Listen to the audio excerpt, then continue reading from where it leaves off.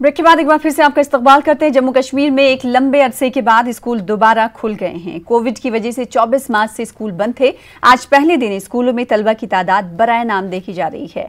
अभी सिर्फ सेकेंडरी और हायर सेकेंडरी स्कूल को खुलने की इजाजत है। 50% टीचरों के साथ स्कूल को शुरू किया गया है। स्कूल खुलने पर तलबा ने खुशी का इजहार किया है।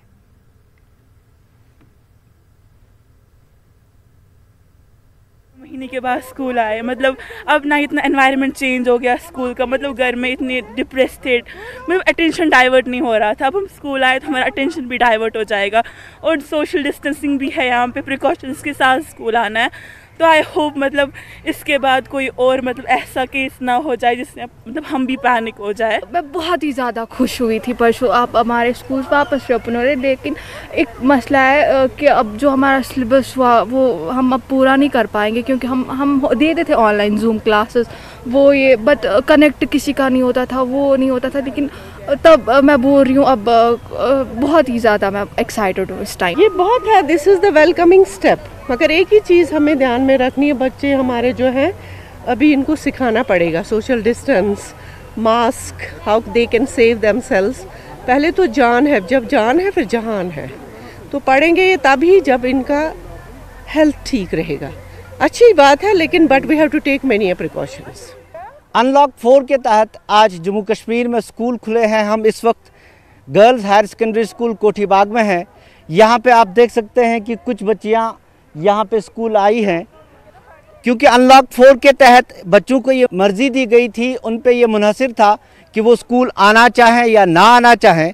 और साथ में ये भी ज़रूरी कर दिया गया था कि वालिदैन की इसमें तस्दीक हो, उनकी मर्ज़ी हो, यानी उनकी मर्ज़ी के बगैर वो स्कूल नहीं आ सकते। तो आज यहाँ पे हमें जो बच्चे मिले हैं उनका कहना है कि वो स्कूल आना चाहते हैं और यहाँ पे आके वो बहुत खुश हैं कि स्कूल आखिरकार खुल गए। 6 महीने का अरसा गुजरा जब यहाँ 24 मार्च को स्कूल बंद किए गए थे। वैसे तो जम्मू कश्मीर में 5 अगस्त के बाद पिछले 1 साल में सिर्फ 1 महीने के लिए या 20 से 24 दिन के लिए स्कूल खुले थे। बाकी अरसा इन बच्चों को काफ़ी मुश्किलात का सामना करना पड़ा।